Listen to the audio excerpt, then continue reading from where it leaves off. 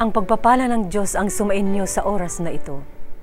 Ito po ang ikasampung araw ng ating 10 araw na taimtim na pananalangin o 10 days of prayer. Sinusundan po natin ang panalangin ni Jesus sa ika-6 na kabanata ng Mateo at ika-11 kabanata ng Lucas. Basahin po natin. Manalangin kayo sa ganitong paraan. Ama namin na nasa langit, pakabanalin ang pangalan mo. Dumating nawa ang paghahari mo. Mangyari nawa ang kalooban mo dito sa lupa, gaya ng sa langit. Ibigay mo sa amin ngayon ang aming kakanin sa araw-araw. Patawarin mo kami sa aming pagkakautang, gaya naman ng pagpapatawad namin sa mga nagkakautang sa amin. Huwag mo kaming dalhin sa tukso. Sa halip, iligtas mo kami sa masama, sapagkat iyo ang paghahari, ang kapangyarihan, at ang kaluwalhatian magpakailanman siya nawa. Pag nilay-nilayan po natin sumandali ang mga talatang matatagpuan sa Lucas 11, 9 hanggang 13. At sinasabi ko sa inyo, magsihingi kayo at kayo'y bibigyan. Magsihanap kayo at kayo'y mga kakasumpong.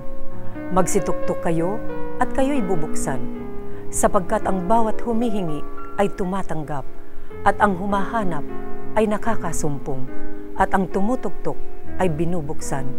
At aling ama sa inyo na kung humingi ang kanyang anak ng isang tinapay, ay bibigyan siya ng isang bato? O ng isang isda kaya, at hindi isda ang ibibigay, kundi isang ahas? O kung siya'y humingi ng itlog, kanyang bibigyan kaya siya ng alakdan? Kung kayo nga, bagaman masasama, ay marurunong mangagbigay ng mabubuting kaloob sa inyong mga anak, gaano pa kaya ang inyong Ama sa kalangitan na magbibigay ng Espiritu Santo sa naghihingi sa Kanya? Ang tema sa araw na ito ay nakasentro sa kahalagahan ng ating pagsusumamo at paghibik sa banal na Espiritu, higit sa lahat sa panahong katulad ng ating kinabubuhayan. Mula nang umakyat ang ating Panginoong Hesus sa langit, hanggang sa panahong ito, ang kanyang ipinangakong banal na Espiritu na siya niyang susuguin bilang kinatawan na magsisilbing mga aliw, tagapamayapa, taga-subaybay, humihikayat ng puso at sumusumbat sa tao sa pagkilala sa kasalanan ay hindi nagbabago, at siya pa ring banal na Espiritu na pumapatnubay sa atin sa kasalukuyan. Kung ang katuparan ng pangakong ito ay hindi nakikita at nararanasan na sana'y dapat mangyari at nasaksihan ng bawat tao, ito ay dahilan sa ang pangakong ito ay hindi kinikilala at pinahahalagahan ng marami. Kapag ipinagwalang bahala natin ang pangangailangan sa banal na Espiritu at binigyan lamang natin siya ng kaunting pagpapahalaga, ang nakalulungkot na ibubunga nito ay pagkakaroon ng tagtuyot sa espiritual na bagay at maaaring humantong sa espiritual na kadiliman na mauuwi sa kamatayan. Yayamang ang pagtanggap sa banal na Espiritu ay nangangahulugan ng pagkakaroon ng kapangyarihan. Bakit hindi natin kinauuhawan at kinasasabikan ang kaloob ng banal na Espiritu? Bakit hindi natin ito malimit pinag-uusapan? Bakit hindi natin ito idinadalangin? At bakit hindi natin ipinapangaral? Ang ating mahal na Diyos, handa palagi na ipagkaloob ang banal na Espiritu sa sino mang nagnanais maglingkod sa Kanya.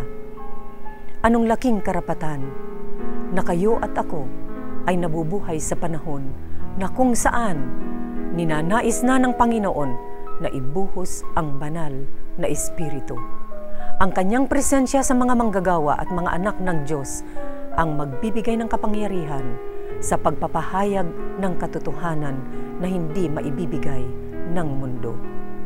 Kaya sa oras na ito, buong pagsusumamo, nahilingin natin ang pangangasiwa at pagkasi ng banal na Espiritu.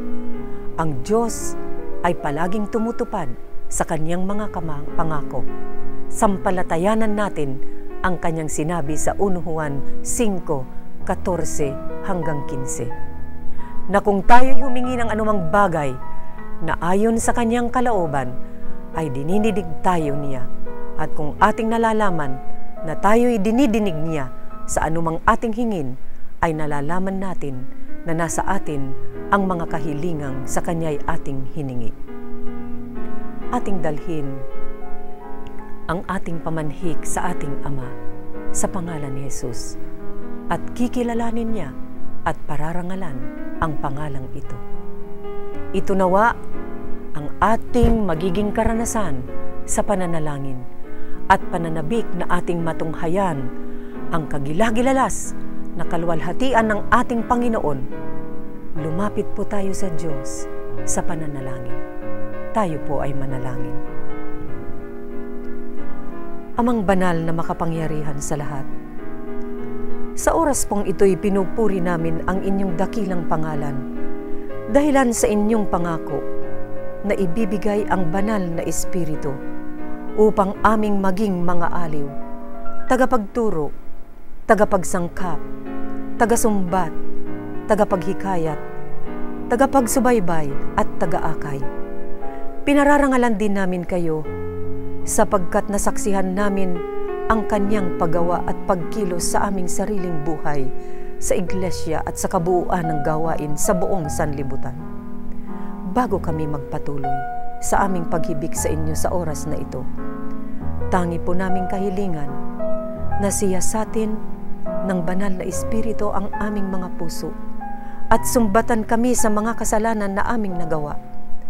Linisin at patawarin niyo po kami, lalo na sa hindi namin pagpapahalaga at pagkilala sa pangangasiwa niya sa aming buhay, upang siya'y makatahan sa aming mga puso't kaisipan na siyang magsisilbing patnubay upang makita namin ang kapangyarihan, kaluwalhatian, kadakilaan at ang kahangahangang plano ng pagliligtas ng Diyos sa sangkatauhan.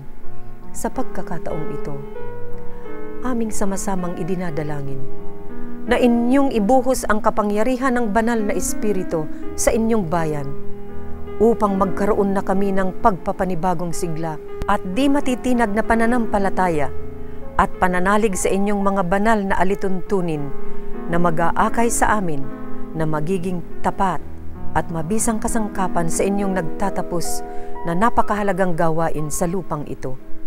Isang kagalakan na makita namin ang maraming mga kaluluwa na maaakay mula sa kadiliman at kamatayan tungo sa kagilagilalas na kaliwanagan at sama-sama kaming sasalubong sa aming tagapagligtas upang tumahan sa bayan ng Diyos magpakailanman.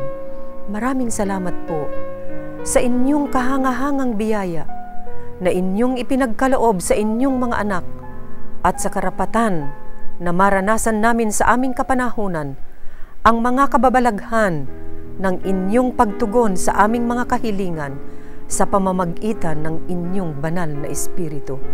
Ang lahat pong ito ay aming idinadalangin sa pangalan ng aming Panginoong Hesus. Amen. Mga kaibigan, nariyan po ang mga contact numbers para sa inyong mga tanging kahilingan na nais ninyong aming patuloy na ilapit sa Diyos. I-text lamang po ang inyong kumpletong pangalan at tirahan. Pagpalain kayo ng ating Ama sa langit.